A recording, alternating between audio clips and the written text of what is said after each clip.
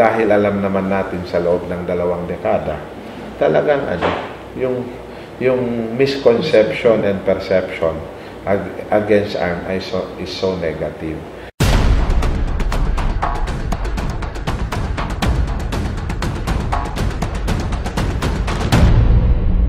So parang ang gusto namin, paano namin to baliktarin into positive, na hindi lang kami ang makikinabang dito, kung hindi yung buong rehiyon at buong Muslim Ummah, lalong-lalo na Autonomous Region and Muslim Mindanao.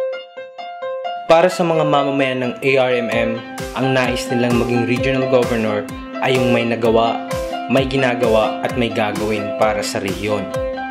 Sa pamumuno ni Hataman, binigyan niya ng prioridad ang edukasyon.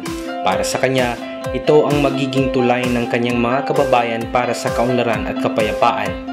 Naglaan ng pamahalaang Hataman ng pondo para magtayo ng mga paaralan at mga kagamitan dito. Para mas maingganyo ang mga guro, ibinigay ang kanilang back pay mula 2011 hanggang 2012. Binigyan ng seminar ang mga guro ng mga bagong paraan ng pagtuturo.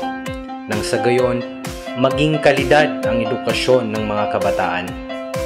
Edukasyon muna, panata ni Hataman. Naisaayos ang implementasyon ng Pantawid Pamilyang Pilipino program para sa mga kababayan nating karapat-dapat sa programa.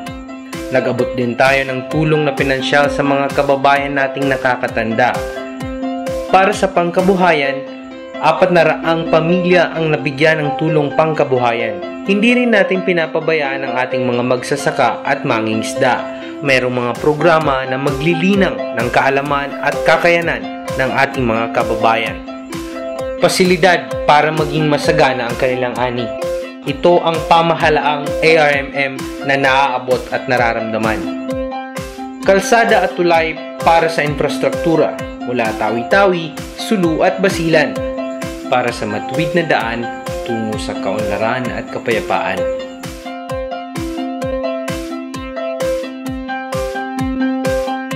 Nararamdaman na ng tao yung reforma. Dati-rati, nung kinuha tayo, nung 2010, nang lumabas na report nila, bilyon-bilyon ang cash advance natin. Dito sa amin, pinagbabawal na namin ang cash advance. Kasi ang cash advances kasi, ayon sa finding na ko, minsan, ito yung daan at nagiging source ng corruption. Hindi lang naman kasi role ng PNP at AFP, yung issue ng peace and order, mas issue to ng tao. So, kailangan natin ng empower. Ito ang dahilan kung bakit hanggang ngayon ay hindi umunlad ang Mindanao dahil sa giyera. Gusto naming ihanda rin yung bureaucracia at yung buong institution ng ARMM para sa coming Bangsamoro entity. Gusto ko bago ako bumaba rito, magkaroon tayo ng isang broad reform constituency.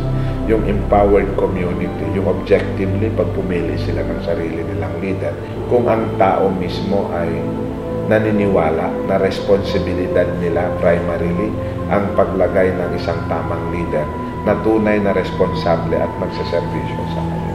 Ituloy ang matuwid na pamamahala.